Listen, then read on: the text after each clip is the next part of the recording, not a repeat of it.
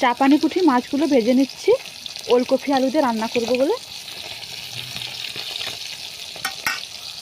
ওলকপি আলুটা নুন হলুদ দিয়ে নেড়ে নিচ্ছি।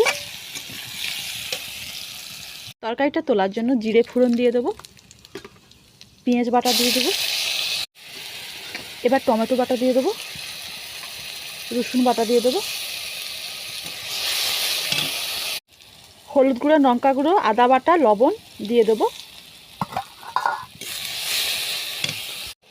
মশলাটা কষানো হয়ে গেলে এবার ওলকপি আলুটা দিয়ে দেবো।